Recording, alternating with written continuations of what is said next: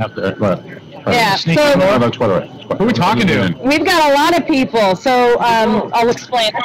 Over here we've got the Toot Sweet Lounge. This is everybody in St. Helena, and then across here we've got people sprinkled throughout California, Napa, DC. St. Helena at Farmstead Restaurant, Virginia, Washington D.C., and that's us here.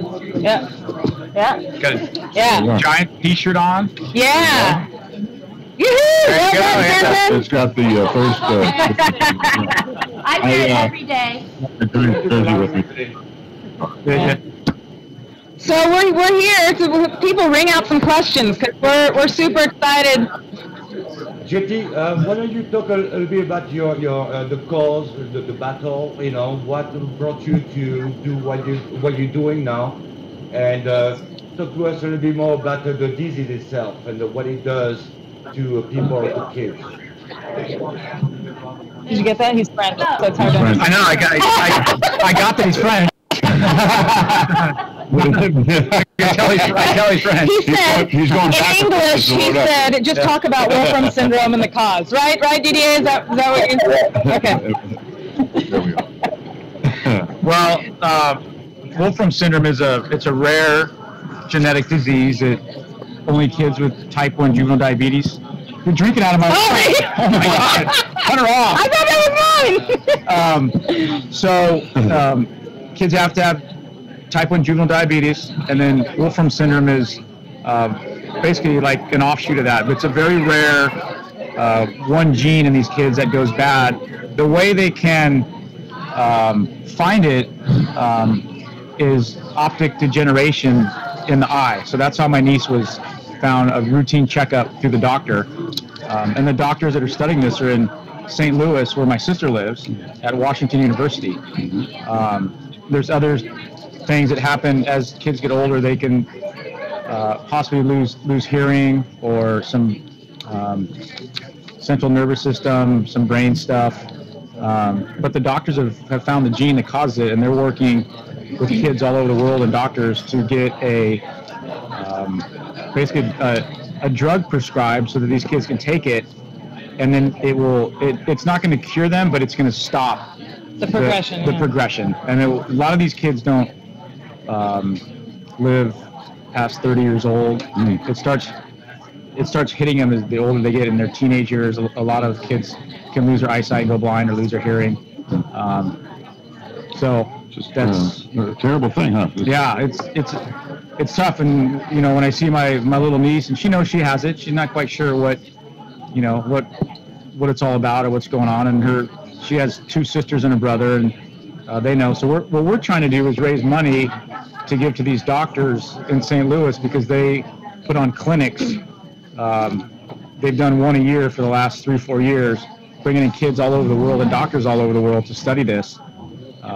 So we're raising the money to give to these doctors to be able to bring these kids in. It's about $10,000. Yeah, so it's important per kid to get the doctors. What is your website? You know, how people can get involved and help to you guys to move forward and help your niece and all of those kids. You can go to www.snowmanfund.com. So snowmanfund.com, and it tells a whole story. And the lady that does our website is here tonight, and they've done a great job of telling Raquel's story and what Wolfram syndrome is all about, and how my sister's using my name and my dad's name to get the word out there. So. And what's your sister's name again? Stephanie. Stephanie, and we will have Stephanie and Raquel here shortly to talk with us on the. They're a little nervous about coming on, so you have to make them feel. Oh no, that's very easy. You're welcome. A bunch of people they're ready to jump in. Hey, guys, Steve, if you have any questions. Yeah. Hey, JT, I'm Steve Reynolds, and I just got to tell you, I'm a huge fan. Thank you. Where are you at, or where are you from? I'm a Napa guy, so I'm also one of those crazy winemaker guys, but he's a rockin' winemaker. A crazy winemaker that likes to watch a little ball. So, Reynolds family wonderful stuff.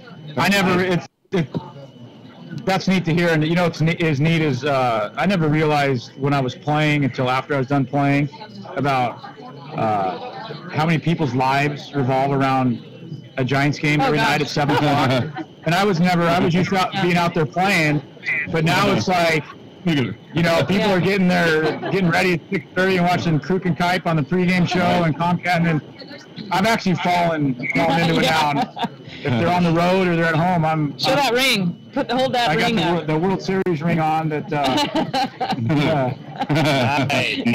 Nice. So. Left arm. Well, you know, let me just say, we had Sarah Parker and Dan Stotesbury wanted to come by the studio tonight because Sarah, you're her favorite, and she just went crazy when she heard you were on Toot Sweet tonight. She said, I have loved him since he, saved the baby in the World Series. Right. In the World Series, right? Cooler than that. Oh, that's right. Baker's. He was Darren Baker was 3 years old back then, and I just saw him this past year when he's I think he's 13 now. Wow. 12 or 13 years old, so he's all grown up. I couldn't rescue him now. He's too big. Oh man. That was pretty thing.